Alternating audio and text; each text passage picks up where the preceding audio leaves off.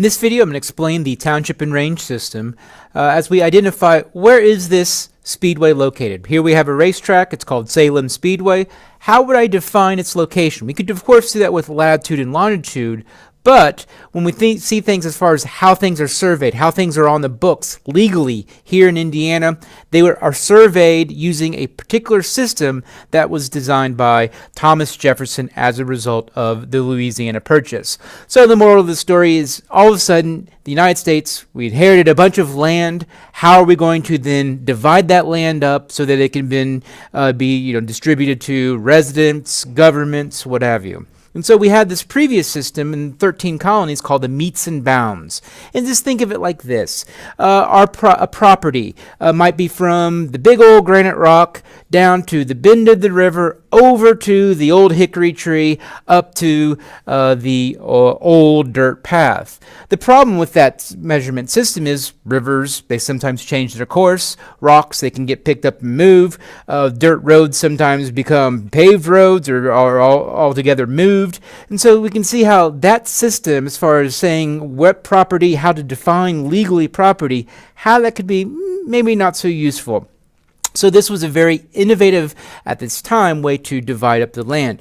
Why this is important, we see throughout Indiana, we see this grid pattern. If you ever fly over the Great Plains or the Midwest or much of the United States, where we see in these different colored images, we see a grid pattern. This grid pattern all owes its legacy to Thomas Jefferson and the public land survey system. And so ever since this area became part of the United States, it was surveyed using this particular system. If we see Indiana here, we've got these principal meridians and baselines.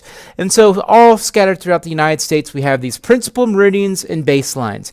And why that's important is townships, or I should say locations, are essentially measured from those particular lines, whether or not they're horizontal or vertical. More to follow on that. So before I go any further, this is from Wikipedia, and if you get confused by anything, go to Wikipedia in this case, and it'll help you maybe explain this particular system. But the idea here is, beforehand I told you those baselines and principal meridians. And so we can look at a particular area and we can start to define a particular area. We can start to say, okay, this is a unique value. In the case of this particular area, this is a township name. And this township name is given T2S R3W. Why? Because it's 1, 2, it's 2 south, that's what the S means, of what they call the T line. And so the baseline is also known as the T line. And so because of that, that's why it's called T2S. It's also called, this particular box is also called R3W. Why? This is the R line. Think of this principal meridian as also being called the R line. And it's 1 box, 2 blocks, 3 blocks to the west of the principal meridian. And so we can say this particular box, this particular township, has a unique name that no other boxes on here have. No other boxes on here are going to be called T2S R3W. And that's written out Township 2 South, Range 3 West. Okay, so now we can go even further. We can zoom in even further. We can now look at a township as it's shown here, and a township is now divided up into 36 individual boxes. A township is 6 miles by 6 miles. So each of these are 1 mile by 1 mile sections. And so what we have is we have 36 sections. You notice the numbering system. It's very important. We always start with a township. In the upper right hand corner, we always start with 1. So when you then go ascending 1, 2, 3, notice how the pattern snakes its way around. 12, 13, 14, 15, 16. And it snakes its around all the way until we get to 36. So once again, in one township, there are 36 individual smaller sections that we can then divide in even further. So in this case, Township 2 South, Range 3 West, we can go even further and say, okay, let's talk about a particular area, Section 14, 1 mile by 1 mile section within this particular township. And so that's now zoomed in here, Section 14. And now we can divide this section even further. This is where it might get confusing, but this is just kind of think about things logically. Up here is the northeast quarter, southeast quarter, southwest quarter, and northwest quarter that I can then further divide into even smaller quarters. So let's talk about this lake. Where is this lake located? For the most part, where is it located? This lake is located in the southwest quarter of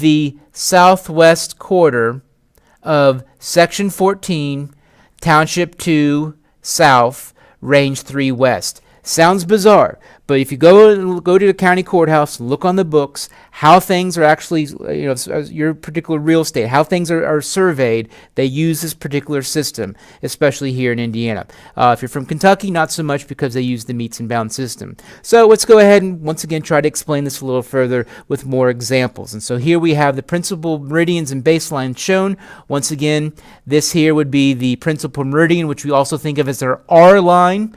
And this horizontal line is the baseline, which we think of once again as the T line. So I go in a little further. Once again, we have these individual townships that are all based off, their unique name is all based off of where they are in respects to these different red lines. So let's go ahead and zoom into a particular area here in southern Indiana where Salem Speedway is located, because once again, that's our objective here. And so we have our initial point. We've talked about this beforehand. So we've got these unique identifiers. And just so for the sake of space, I didn't add the T's and the R's, but we know that north and south relates to T, and east and west relates to R. And so we have these different individual sections these individual townships that are all uniquely identified. Now there are some areas of the state that were essentially developed or surveyed before Indiana became a state, before this system. And those are going to be using a lot of the French system, and that owes its legacy to who settled this particular area, the French, which used a different system. But neither here nor there. Let's just focus on this grid pattern and on these townships. In particular, let's focus in on one of these individual townships, T2N R3E. That's where we're going to find Salem Speedway.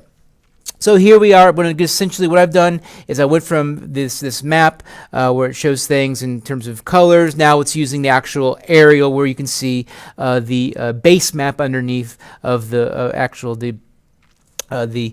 passive remote sensing, so the aerial photograph. So where are we again? So we're looking for TN3E. So once again, our initial point, and that makes sense. All these are uniquely named. There are no others that share the same name. Each of these are unique. And so let's go ahead and zoom in to this one particular township, this township that's called Township 2 North, Range 3 East. And we can see it's individually these particular sections. This all makes sense. This all snakes around. This goes according to what I talked about beforehand, starting with 1 in the upper right-hand corner and 36 in the lower right-hand corner. You notice over here in a different township, the pattern is the same. So you can have a situation where, in this case, these two sections border each other, but they're in opposite townships. They're in two different townships. One over here, T2 in R4E, we're over here T2 in R3E. So let's go ahead and focus in on one particular section. Once again, these are 1 mile by 1 mile sections into section 24. And what do you know? We can start to see the speedway. So where are we? Where's Salem Speedway?